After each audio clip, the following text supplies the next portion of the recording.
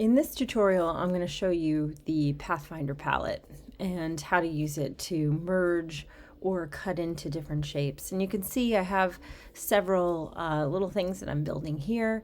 I do want you to think of a theme, an overarching theme that will drive the graphics that you make. I don't have anything obvious emerging right now in terms of a theme. I'm just sort of playing around. That's fine too, but you do want there to be some visual cohesion between the different images that you make. But let's go ahead and look at the Pathfinder. First thing I'm going to do is create a new artboard. If you can't find your artboard palette, it's under Window, Artboards. I'm going to create a new one right next to my old one. And I'm going to open up the Pathfinder palette as well. And if you hover over each of these, it'll give you a tooltip, and that describes pretty much what these different modes do. Intersect, exclude, minus front, unite. Down below we have divide, trim, merge, crop, outline, and minus back. I'll be honest with you, the most that I use are the shape modes up above. Definitely unite. I'm always using unite. Often minus front or intersect. Not too often exclude. Sometimes I'll use that. And down below, I always use the divide. I always have a reason to use divide. Okay, so what do these things do? Well, if I just create a couple of shapes here and select them, my unite is going to make both of those shapes a singular shape. Okay, if I create a couple more shapes here and select both of them and use my minus front, the minus front is going to take that top shape and cut it into the shape below it. All right, this is really helpful when you want to create something like a crescent moon. Oh, that's a little bit big. Hold on. Here we go. Select both, minus front. Let's choose a moon kind of color. And now I can grab my star tool and create some stars to go with my moon. Very fun. Let's see. Let's grab our ellipse tool again. I'm going to create a circle and another circle to sit on top. And I'm going to select both and use the intersect. Now this looks like an eye or a bean shape. We'll come back to that. And let's go ahead and create our two circles again. I hit Command C to copy, Command F to paste in front. I'm putting them both together, and I'm using the exclude. So it's going to take this centerpiece and delete it. So this is essentially the opposite of what we did here. And then finally, I'm going to take one more shape. And this time I'm going to take a different kind of shape. A rectangle, and I'm going to select both of them, and we're going to try the divide function. I'm going to hit divide, then object ungroup. Anytime you use divide, you always have to go to object ungroup. Click ungroup, and now I have these individual shapes that I can use in an interesting way, and they are their own entity. I can put a different color on them. I can move them independent of one another and create something else with them. So those are the main functions of the Pathfinder that I typically use. So I'm going to take you through how to create something as simple as a cloud. And if I come over here, see I created one cloud. I duplicated it and set it behind. And I also reflected it. I'm going to show you how to do that. And I changed its color. And then I duplicated the original one more time, scaled it up, set it behind everything else, and changed its color. So I give this illusion of a forced perspective, or you know, these objects in space. And then I'll show you how I created my umbrellas below. So let's come over here, and I'm going to grab my ellipse tool. I'm going to draw a couple of circles. I'm going to do this kind of fast, so please pause the video if you want to follow along. I would suggest just watching the whole thing through one time and then going through more slowly and allowing yourself to pause. Let's see, let's make this circle a little bit bigger and see what that gives us. We'll make this one a little bit bigger. Okay, and move this one over. Never really know what I'm going to get when I just start out, so sometimes I like to duplicate what I have. Let's carry that over, just in case when I use the Pathfinder I'm not pleased. Okay, that looks pretty good. I'm going to make one more little circle and attach it to the end here. Okay, I'm going to select everything, and I'm going to use the unite function. So unite, and it looks pretty good. It looks like a cloud. It's not quite what I want, so I'm going to refine it a little bit more. I'm going to grab my rectangle tool, and I'm going to draw a rectangle over top. I'm going to move it down just a hair. And now I'm going to select both of them, and I'm going to use minus front. Now that's given me more of the cloud that I want. So I can delete these other pieces since I'm happy with the way that this turned out. I'm going to select my cloud, and right now it's very gray. Let's make it a little bit lighter. Okay. And I'm going to scale it down slightly. I'm going to copy it, Command C. I'm going to then hit Command B to paste behind, Command B, paste behind, and I'm going to scale it up some. And now I'm going to flip it. In order to do that, you have to either right click, or on a Mac, it's Control click, go down to Transform, Reflect. We're going to reflect it along a vertical axis and click OK. I'm just going to move it over slightly and move it over, up some, over and up. Okay, now notice I'm going to zoom in. My stroke weight is a little bit different on this cloud than the cloud in front. And that's because under my, there it is, my scale tool, if I double click, I've told Illustrator to scale stroke and effects right here. If I turned it off, the stroke would stay the same weight no matter what I scaled it to. I like to keep this on because then when I scale things down dramatically, the stroke will compensate and change the width of and the stroke width will change. So I like to keep it on. But in a case like this, it looks a little bit strange. So I'm going to click on my first cloud and see that it's got a stroke of 2 points. And I'm going to click on my second cloud and bring that also down to 2 points. So now it's the same stroke width. I'm going to also select this cloud and give it a slightly darker gray tone. And then one more time, I'm going to copy this new cloud. I'm going to hit Command B to paste behind. I'm going to scale it up just slightly. I'm going to move it away. And then once again, I want to flip it. So right click, or on a Mac, you Control click, Transform, Reflect, click OK. And now I'm just going to move it into place.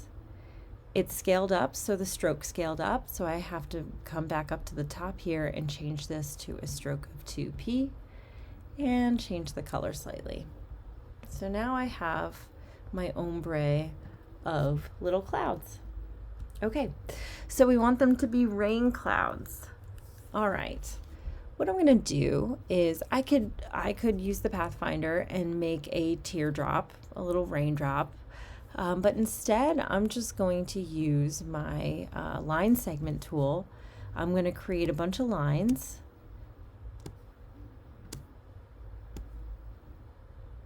And I'm holding down Shift as I draw my lines because that's going to keep them straight. So far, so good. I'm definitely going to come in here and edit my lines some. They have different lengths. So first thing I'm going to do is I'm going to select all of my lines, my strokes. I'm going to go up to the top where I have my alignment tools. If you can't find that, it's under Window, Align. And I'm going to align all of the strokes to a common baseline. So I'm going to align them according to the bottom. It's going to bring them all down. I like that. I think that works. I'll end up changing it later, I'm sure. Okay. All right, and now the other thing I need to do is I want to distribute the space between the strokes evenly. So with them selected once again, I'm going to click on this little icon here, which is Horizontal Distribute Center, and that's going to distribute them evenly. Okay, so now what I want to do is I want to make it look like rain. I need to open up my stroke palette. Open up my stroke palette, and I'm going to select one stroke. We'll select one stroke, and I'm going to make it a dashed line. And right now it's just set to 12p. I'm going to make a smaller dash, let's say 4, and then a gap of 8 point. That looks sweet. And then I'm going to do another kind of dash line for this second stroke. This time my dash is going to be 3 points long with 8-point space in between. And then I'm going to do another dash that's 7 points long with also 8 points in between. So that gives a variation in the broken line. Let's select this third one. And this time we're going to do 0 point for that first dash. And I'm going to set it to be a rounded cap so we get a little polka dot. And now what I'm going to do is I have all my strokes set the way I want them. I'm just going to eyedrop them for the existing lines that don't have a dotted stroke associated with them. I'm holding down Command while I have my eyedropper so that I can select a new stroke and then use the eyedropper on an existing stroke. So far so good. Select all of them, change the color to be more like rain, and there we go. That's how you make some rain clouds. All right, let's look and see what else we got. I'll show you how to make the umbrellas. The umbrellas are really easy. I'm going to grab my, where are you? My line segment. Okay, my ellipse tool. I'm going to create a circle. All right, to do that, hold down Shift to constrain proportions. I don't want a dotted line for my stroke. I just want a fill. So I'm going to make this a fill with no stroke. And how did I do that? Down here on the tool palette, I swapped my fill and stroke. All right, so I've got my circle. This is my base. Now I need to create 3 more circles. 1, 2, right next to each other. Make sure they line up. If you need to get your smart guides, which are these lines that you see pop up as I'm moving things, make sure you turn those on. Those are under View and then Smart Guides. I want these to overlap slightly, just slightly, so I know that they're going to cut into each other. Okay, so far so good. I'm going to take these 3 circles, I'm going to move them up to where my umbrella is, and now I'm going to select everything and I'm going to click minus front and then select, oh, I didn't delete this piece, that's okay. I'm going to select this. I'm going to go to Object Ungroup so I can separate these 2 pieces, And I'm just going to delete this guy. And now I have the beginnings of an umbrella. I like it so far. Okay, one little trick I want to show you. If you grab a shape with the white arrow, you'll see when you do that around the corners, or in the corners, these little circles will appear. And if you click one and move it, it'll soften the edge of a very severe corner. So I can give my umbrella a more rounded edge. Sometimes it works and sometimes it doesn't. Okay, now we need the handle of the umbrella. So I'm going to grab my rectangle tool, and I'm simply just going to draw a little line down. I'm going to give it a color. Let's try a dark blue. And I have my black arrow now. I'm going to select the whole thing, and I'm going to use my align tool once again. So I'm going to go Window, Align, and I want to align both of these objects horizontal align center. So I'm going to use this align mode so that it just lines everything up perfectly. And then the last thing I need to do is grab my little handle. I'm going to right click or control click on a Mac, arrange, and then send to back. So I need it to sit behind the umbrella. We can add a little embellishment at the very bottom. Let's say a little circle that's the same color. And now we have a sweet little umbrella that can go with the rain clouds. And I can take this guy and I can copy him, paste in front, Command F to paste in front, move him to the side, and maybe choose a different color for the umbrella. I'm going to take the original, I'm going to copy it again. This time I'm going to hold down Option and just move it to the left. And I'm going to select that colored part of the umbrella and give it another color. So you can explore color relationships. You can create groupings of your illustrations like I've done with the clouds and like I've done with the umbrellas. Okay, I'm going to show you one more thing. You can stop here if you feel comfortable and you want to start working, or if you want to watch me use the Pathfinder a little bit more. I'm going to create one more object. Okay, so I have a circle. I'm going to duplicate this circle. I'm going to move it down. I'm going to select both. I'm going to come up to the Pathfinder and click Intersect. And now I have the start of what I'm going to make an eye. And I'm going to select this and change the color. Of course, we want, something that's closer to white, the inside of an eye. And now we're going to draw our iris, just using the ellipse tool, holding down Shift. I'm also holding down Option to scale from the center. And I'm going to give it a color, let's say green for right now. And I'm going to copy this circle. I'm going to paste in front, Command F, and I'm going to scale down, and I'm going to fill it with black, right? Because that is the pupil. I'm going to do one more thing, and I haven't shown you guys how to do this yet, but I want to apply a gradient to just give a little depth to the iris. I'm going to go to Window, Gradient, to open up my gradient palette. Looks like something's already in there. And I'm going to click on the gradient slider to apply the gradient to my iris. This was, I think, from an earlier eyeball that I had made, but I'm going to change the colors. Right now I'm just moving the slider around to get that lighter, the darker rim around it to be a little more obvious. But if you want to change the colors, it's very easy.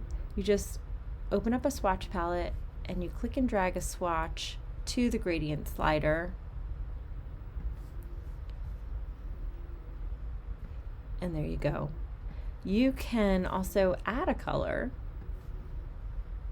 if you wanted to. So your gradient slider can have as many colors as you want. There's my eyeball. Let's give it a little shine. I'm going to create another little circle, and I'm going to fill that with white, and one more. So now it is nice and shiny. Nice and shiny eyeball. One more thing I'm going to do is I'm going to copy the white part of my eye. Copy, paste behind this time. Command B to paste behind. I'm going to scale it up slightly from the center using Shift and Option, but I'm going to change the fill to be black. That's going to give my eye an outline. So in about 20 minutes, I've created 5 objects. Not bad. There's one more thing I'm going to show you. I know I lied. I said I was going to show you that the eye was going to be the last thing, but there is something that I think will be very valuable to you. The divide function is easily one of the greatest functions that you'll use again and again. And oftentimes I'll use it just to slice up a shape. So I've created a circle here. Let's fill it with red. And now I'm using my line segment tool. I'm sorry, just my line tool, not my line segment tool. My line tool, and I'm going to give it a stroke of black. Okay, and I'm going to copy this line tool, copy, paste in front, and I'm going to rotate it 90 degrees. I'm going to select the other line, copy, paste in front, and I'm going to rotate it 45 degrees. Okay, so now I have these slices through this circle. I'm going to select everything that has to do with this shape, and I'm going to hit divide. And then once you hit divide, you always have to go up to the top where it says Object, Ungroup. So divide, Object, Ungroup. And now I have these little pie slices that are their own shapes. Oops, I don't want to give that a stroke. I want to modify the fill, not the stroke. I do that all the time. So the divide function is very helpful when you're cutting shapes and you're trying to use it in an atypical way as well. One thing you can also do with a shape, an existing shape, let's take our rectangle. Let's draw a square with our rectangle tool. If I wanted to, with my pencil tool, you guys are familiar with this, I can draw an organic shape and grab both of these things, hit divide, object ungroup, and now I have this organic boundary to this shape. And that's the gist of the Pathfinder palette and the Pathfinder modes inside of the palette. So this week you're creating a series of objects. I think I asked for 12 to 15 that thematically fit together. If your first few that you create don't thematically fit together, that's okay. Just keep creating objects with that theme in mind, okay? And that's what you're going to be doing for the majority of this week, is just creating a series of objects, exploring the Pathfinder palette, and seeing how you can really leverage it to make interesting shapes. Good luck.